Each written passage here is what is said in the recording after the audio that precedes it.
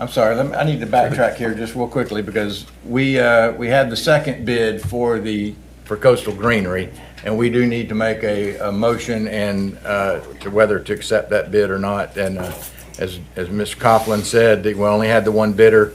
I know with projects like this, when you're doing governmental work, there's certain bonding and things that not many local landscapers have, and that's one of the reasons why we only got this one bid, but it was put out to multiple places. So I need a motion. So moved. But there's three options, right? You're going with the mid-tier? Well, they Only for have electric, picked a only for particular, solar. bid. So we have a motion by Second Mr. Jones and a second by Ms. King. discussion. So the discussion, the question of, that there were, Sorry, I'm glad you called us back up here for that. So yes, there were three options, as I mentioned, sort of the economy, business class, and first class versions. I don't remember what they called them, stately or something like that. Anyway, we went back to them and got them to agree on sort of a mid-range between their economy version and their what I'll refer to as business class, sort of their upgraded version, where we changed the palms to the live oaks and changed some of the shrubbery to be more resilient, but less expensive. And that's what you have in your final proposal, is with that final whatever compromise, I guess. So that's it. all right. Any other discussion? All those in favor? Aye. Any opposed? It's unanimous, Madam Clerk. Yes, sir. Okay, now, I'm sorry, Mr. Nascimento, our new business. So I met Ambria and Caleb last year at BNI. It was a business networking meeting, and they were always going on about the importance of making gutters code. I don't know anything about gutters. Obviously, they're the experts. So I really didn't think too much about it. My own house in particular doesn't have gutters, but I'm not really close to the house next to me, so I guess it was something I didn't really think of. And then different citizens started bringing up some erosion problems, especially with houses that were built really close to each other, or as Mark Faust pointed out, his neighbor was elevated more, so that posed a problem for him. So it made me think more about it. He sent an email several months back, and of course we said we'd look into it, which I did. And I had this conversation with Ambria and Caleb, now having more knowledge of some of the concerns that citizens were having with their neighbors not having gutters and the erosion it was causing. I think Ms. Shirley, and I just wanted to open it up for discussion, so we're not doing anything or voting on anything, but Ms. Shirley brought up some great points. I wrote them down. When she talked about where's the water going to go, I thought maybe if you guys, and that's why I asked you guys to stay in the room in case questions like that came up, is that something maybe you could talk to, or I think it was a fair question on with the gutters, where's the water going to drain? If you could use the mic. Okay. So as far as making it code, where the water's going to go, so we have saved several houses from being flooded. We have moved the water about 2 feet from any city easement or 15 feet from the marshes where they ask, and it's been working. Getting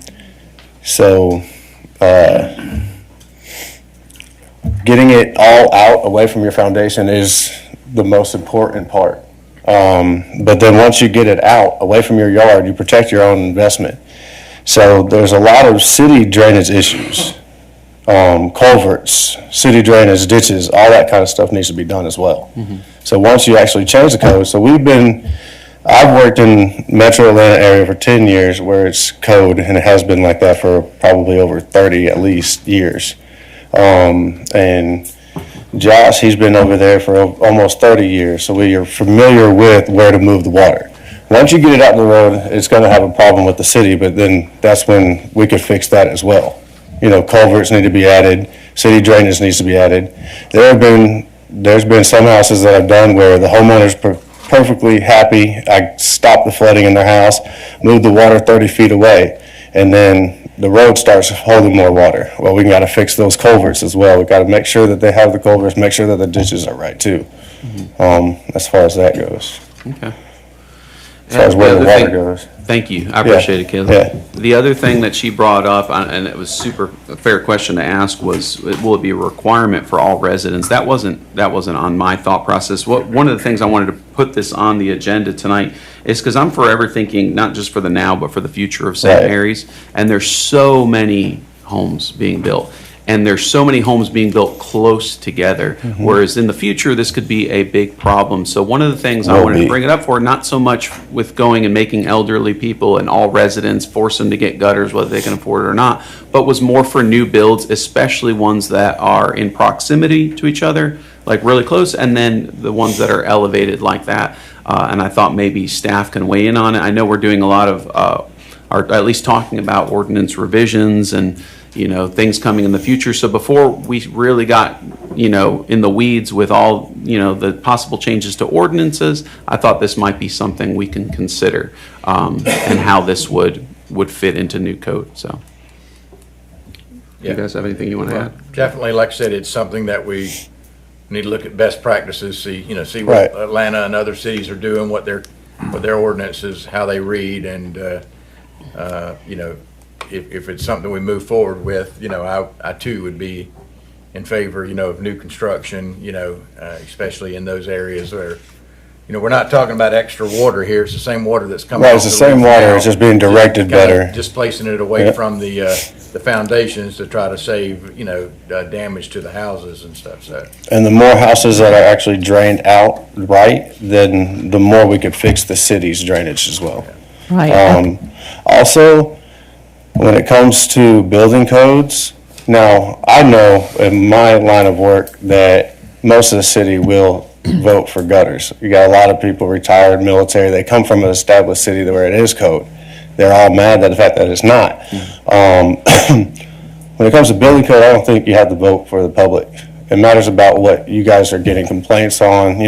All these houses have water against their foundation. I have tons of proof of it. So I'm sure you guys hear a lot of it too. Yeah, as far as any more questions. Well, I think it's an appropriate discussion to have, especially as we head into the stormwater Right, exactly. work session. Because last So- year was horrible.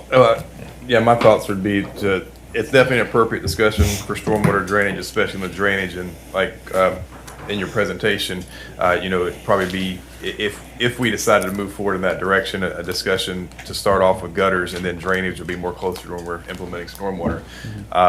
I know this would be something for Ms. Stein's department to research other city charters or the way it's written.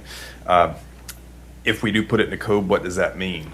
Does that, yes, grandfathering in new constructions, the way it sounds like, might be more the direction to go.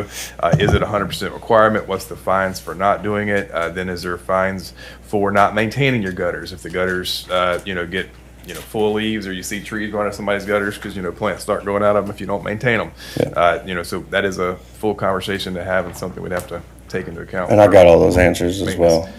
Yeah, and Ms. Stein, I'm sure we'll pass it to community development and ultimately have a presentation, and I'm sure she'll be in contact with you Okay. to help with all This that. is just Is step that- one. Step Okay. one. All right. Yeah. Thank you. All right, Great job on the thank you. presentation. Yeah, thank Thank you. Okay, our next item for discussion is the lead service line inventory contract for field investigation services bid award for Shamgar. Mr. Marr, would you like to bring us up to speed?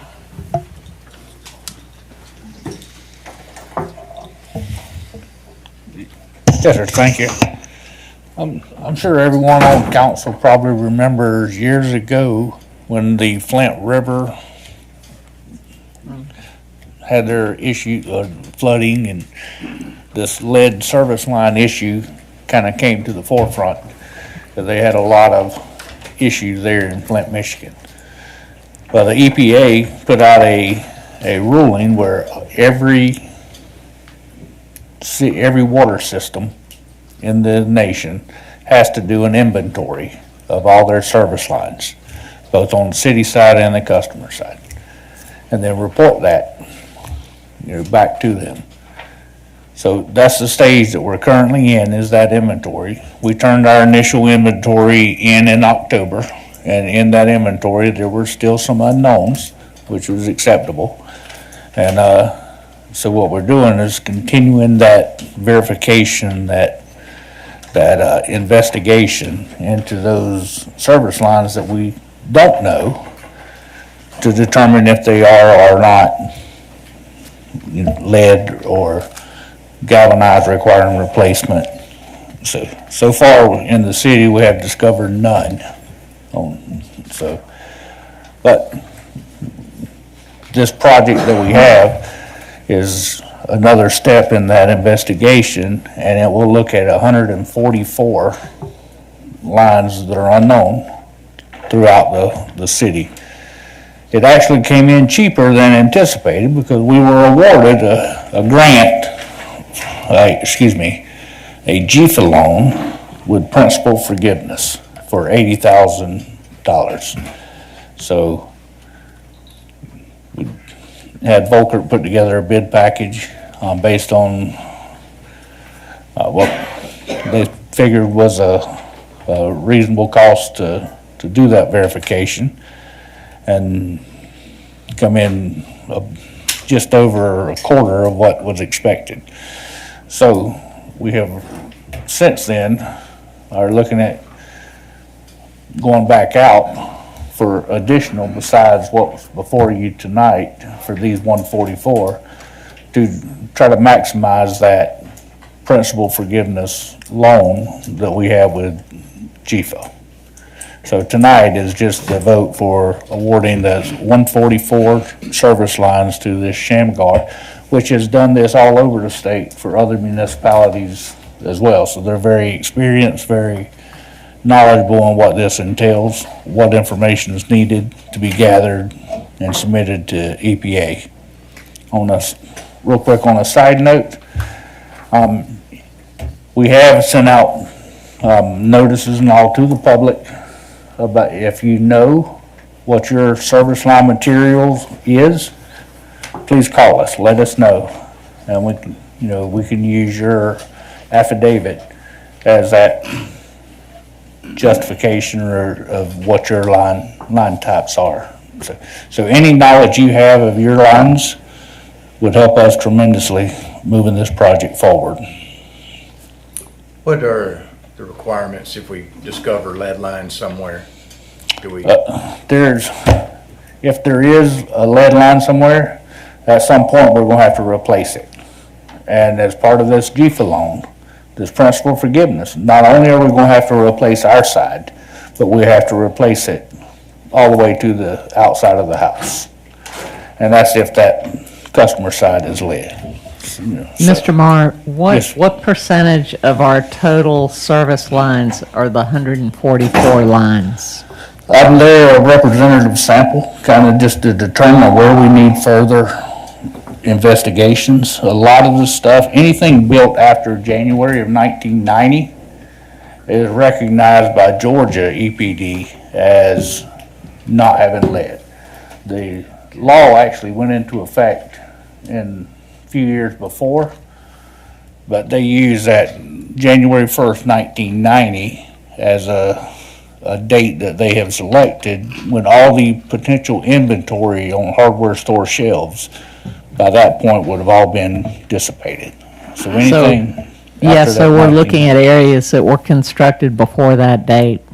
Is that Yes. basically what we're doing? Yes, ma'am. And yep, there's some other ones scattered around throughout just as a sampling, just to make sure that somebody didn't slip something that they had on their shelves in a back room from an old plumbing supply warehouse. All right. Thank you, Mr. Marr. Do you have a motion to? Motion to approve? So Mr. Ingram and Mr. Connors. Any other discussion? All those in favor? Aye. Any opposed? That's unanimous, ma'am. Also, sir, Yes, do ma'am. want to say on our website, we have what's called a public transparency dashboard. So if you're not sure, you can look on that to see if we have verified your home or not. And it's located, a link on our website. Thank you. Thank you. Thank you. Mr. Marr. All right. And so that takes us to item I, the 2025 GMA Annual Voting Delegate and Flag Bearer. Since, you know, I know that when we first got on, that they said it would be a newly elected official, so would Lynn, Jeremy, or the mayor like to volunteer first, so we can vote on the person? Who said would like to do that? it? I mean, I think you're making that up. see? So, So, any ju- volunteers if- before we? I just wanted to give the times in Oh. case one person wanted to do both. There you On go. Sunday morning, the 22nd, the flag bearer ceremony is 9 a.m. to 10:30 on Sunday morning, and then the voting meeting is 3:30 to 5. So if someone wanted to, there's a 9:30 to 9 to be there. 10, and a 3:30 to 5 p.m. for the voting. They're two separate events. That'd be I Lynn or won't- I Greg. won't be there Sunday afternoon, but I'll be there in the morning. I won't be there at all, so. Somebody You want to can make do a the flag. motion for the mayor? He can do the flag. Yeah, I'd like That to make a morning. motion for Mayor Lockhart to be the flag bearer for the morning session. Second. Would you I'm not like, gonna recognize those motions. would you, I'll take it. so. would you like to include in your, you said you wouldn't be there that evening?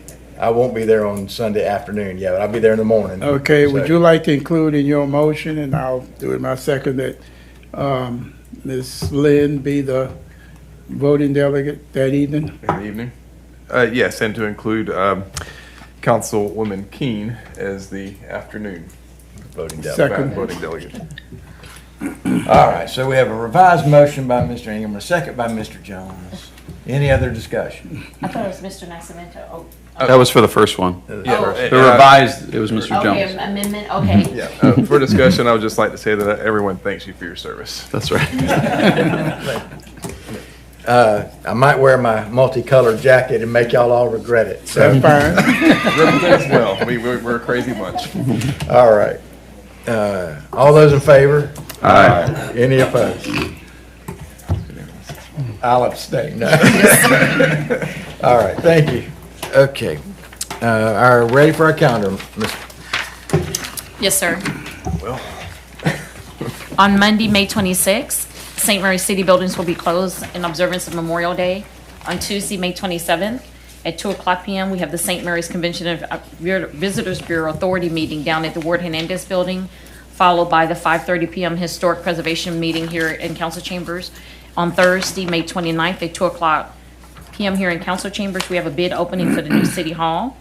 And added tonight is the City Council work session on stormwater from 5 p.m. to 7 p.m. Again, that is Thursday, May 29th, from 5 to 7 p.m. And then on Monday, June 2nd, is the 6 o'clock City Council meeting. And the, on this Wednesday at 11, the 22nd, is the senior citizens Dedication. dedication And anniversary. if I could add, Mayor Lockhart, also we have this week is the National Public Works Week for National Public Works, recognizing them. And so they will have an event on Wednesday as well, starting at 12 o'clock, from 12 to 1. So they're inviting everybody to come over. Where is that? At Public Works, Okay. from noon to 1. All right. 22nd. Thank you to our Public Works staff, and we certainly appreciate On the 20th. all the hard work that y'all do in our community. And I think at least we appreciate what you do up here anyway. Yes. That was a big job. Okay, council member comments. Did you want to say? Go ahead, Mr. Something? Nasmino. Okay, You want to go first? it's up to you. Go ahead, Jeremy.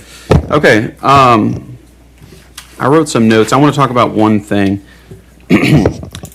What I'm going to talk about is only from me. It has no representation of the council. This is just my own thoughts, my own opinions. And I wanted to kind of address the thing of benefits. And the reason I want to do that is June 2nd is when we're going to make sure that this budget is locked down. I think it's a good budget. I think the staff was saying that they've done more cuts in this one, I think, than ever before, and I really do think it's a good budget. But one of the things, both on social media and some of our citizens talked about it in the public hearing, was council benefits. And I'm speaking just for myself, but as with the gutters, I'm not just speaking for myself, I'm speaking for the future of what the direction we want St. Mary's to go. Now, we have no problem using health benefits to incentivize employees for the city. So my thought process in this is why not use benefits to incentivize quality elected officials for the governance of our city? To me, it only makes sense. You get what you pay for. So when you invest in something like that and you make it worth it for them, I think after taxes, we're around $650 a month. And you say, well, you're just part-time. But part-time people can clock out and then they go home and you can't bother them no more. But people on salary, they just are having to be available anytime whenever the work needs to be done. And my question to citizens when thinking about this, and ultimately you are our boss. So if you say, well, we don't want you to ever have it, we don't want you to get a raise, we don't want you to get benefits, then you're the boss. It never comes up again. But I wanted to bring it up before the budget because I'd like to see a future in which you're able to incentivize some people with benefits like this. So I have two things that I wanted to bring up benefits for. One is for compensation for current quality elected officials, and then the other is for incentivization for future quality elected officials. And I think some people brought up the notion that, well, we have all these things to do. We have all this money. The money can be better spent for this. But I propose, Mr. Bobby Marr, you could tell me, if I just gave you a gift of $10 million, would it make our streets perfect? Would we have no problems with the streets? And just for those of you who are listening online, he's shaking his head no. So if not with $10 million, I think the city is fully capable of walking and chewing bubble gum at the same time. We can focus on two things simultaneously. So I know it sounds like it's self-serving to say, hey, I think we should include council and mayor for benefits. And by the way, again, I'm speaking for myself. I think most of them would not even take the benefits anyways, whether they don't need them because they already have them. And most people are not going to vote to incentivize the replacement when the next council comes in. So I'm probably a lone wolf in this, and I understand that. But I just wanted to kind of explain why, when you look at other municipalities, this is not an uncommon thing. Other municipalities have health benefits for council. And, you're looking at this budget book. Most people would not want to go page by page through this book. We sat 12 hours in one day in one sitting. I opened my salon up before 9 o'clock and after 6 o'clock every single day but Sunday. And since I've taken office, there's not been 1 week where I haven't met with constituents. So that's the kind of part-time you're looking at. Now, I know in the past, maybe there's been council members that were part-time. Maybe even some of the complaints of the citizens is they just showed up to just vote. Maybe that is part-time, but I'm not that council person. And I want to try to bring more people that want to do full-time work for full-time pay. So one of the things I brought up was I wasn't looking for raises. I'm just looking for a little bit more compensation. And I think this will not only help some of us, but certainly it will help me, but it will, if not now, then please look for it in future elections, because I think that's a huge tool. Just like you use to incentivize employees, use it to incentivize quality elected officials. And I just want the citizens to think, what kind of mayor, council, what kind of job do you want them to do? Because speaking from a business owner, you get what you pay for. Thank you. Anyone else? Yes. First of all, I look back there at my two chiefs, and I want to congratulate you on your life-saving efforts the other day. And as you notice, you never get any arguments from me whenever you asking for funds. We'll find the funds. And the older I get, especially with the chief, I think that they well deserve everything, because if you can get to somebody, and I'm getting at the age where time can mean life or death within 3 minutes, that is very good. So congratulations to both of you. And Glenn and Shirley, they talk about Tremper's Museum or whatever. And excuse me for calling you by your first name, but we grew up together, so I can do that. Both of my grandfathers drowned in the St. Mary's River. Both of them were shrimpers, and both of them drowned in the St. Mary's River about 3 months apart. So, you know, I would really appreciate if we take this into consideration. And somebody wrote a book, and it said about St. Mary's kids. They said you can tell St. Mary's kids because their stomach rose and set with the tide. We had all the fish that we could eat. I mean, fish and crabs, they were free. All you had to do was take your bucket down there and get what you want. It's different now. The last thing I want to talk about is the Fire Hall Memorial Project. We're up for 3 Emmys, and that's going to be decided on June the 12th in Atlanta.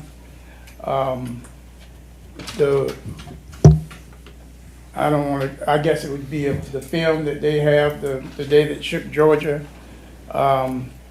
It's up for 3 Emmys, and that's in the southern region. I think it includes about 7 or 8 states. So keep your fingers crossed. Maybe we can bring Camden County to the film. Well, we already have filmmaking companies coming, but this will only enhance what's going on. Thank you. All right, thank you, Ms. Jones. Anyone else? Yeah, the 2015 St. Mary's Independence Day 4th of July Festival will be on the 4th, naturally. And we've got all our permits for St. Mary's early. Last year we didn't get them done as quick, and we're kind of stressed.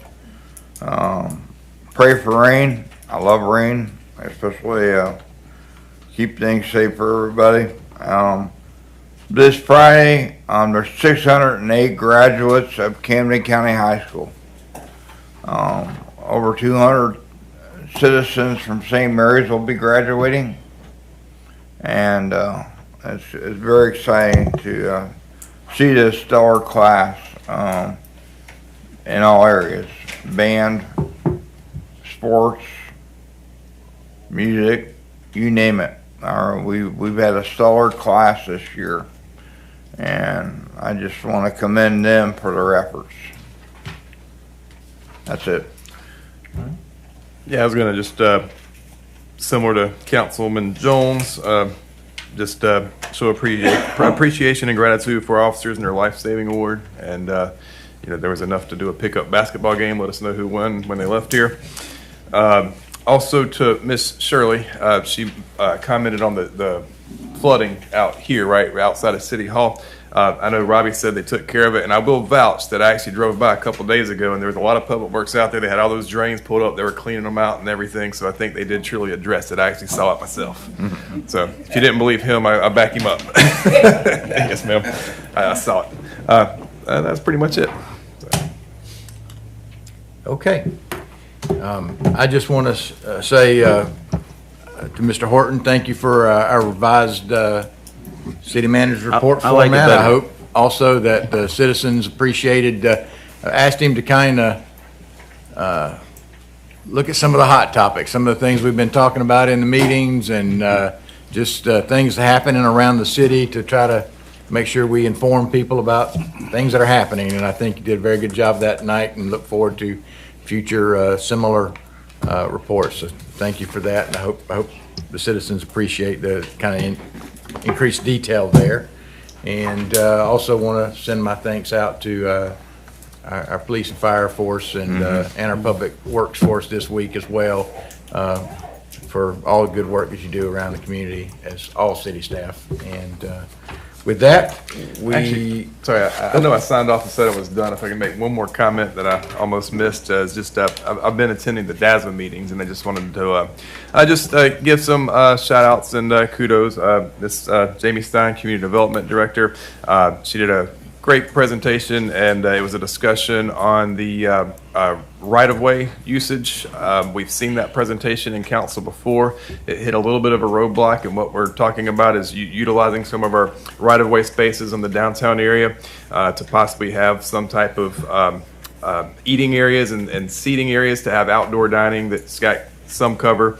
It did hit a little bit of a roadblock for some legal purposes, and it seems that we might be close to being able to get out of the weeds on that, even though I haven't asked Mr. Blackerby. But I think that it seemed pretty positive based off the discussions in that meeting.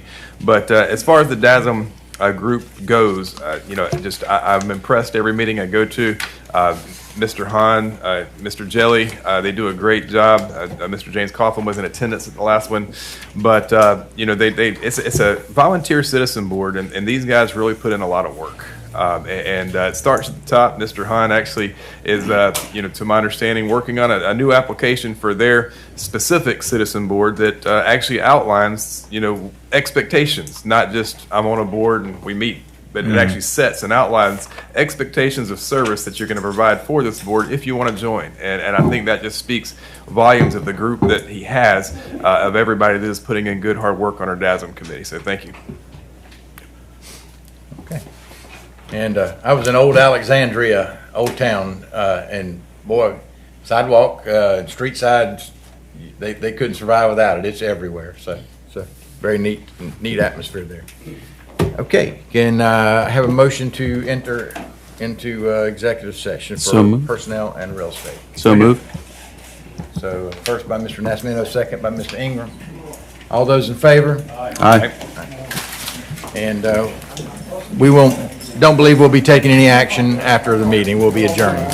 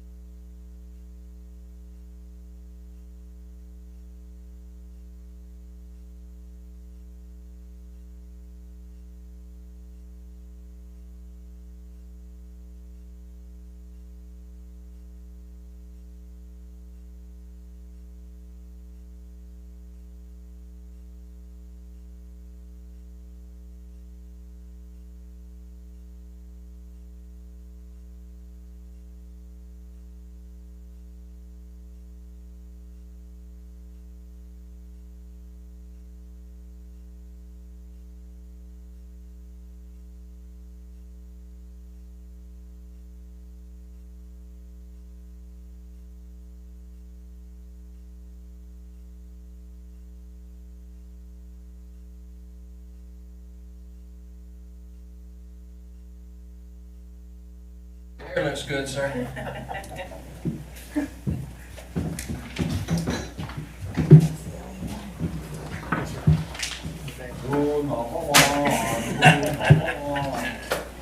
It's good today. Ms. Walker Reed. Yes, At 8:55, Mr. Ingram's and Mr. Jones made the motion to come back into, or to close executive session. Yep, close executive session. I'd like to make a motion to go back into regular session. Second? Oh, there we All go. right, we got a motion and a second to go back to regular session. All those in favor? Aye. Aye. Any opposed? Motion to adjourn? So moved. Okay, all those in favor? Aye. Dinner time. Okay. Got all that? no, we can do that again. Ingram and I Rath? wrote it down, but can we do it again? Then I'll have it on the record. Make a motion to adjourn? Second. Are you on now, or what? I'll vote. Okay, come back in. We had from 8:55, Councilman Ingram made a motion to come back. Councilman Jones made a second to come into, That's correct. okay, and then Councilman Ingram made a first. Motion to go back into regular session. Yes. And Second was Councilmember Nascimento. Nascimento? And Councilman Ingram for adjournment. Yes, and ma'am. Councilman Rassi for second. That's correct. That's right. Thank you. And we Thank did you. vote on the leave, right? Yes. Yeah. Okay, we're out. Yeah, get rid of this people. No, that's all right. I'll take care of that. I've got an evaluation to do on. I've got a girl that I can take care of it. You want that? Sure.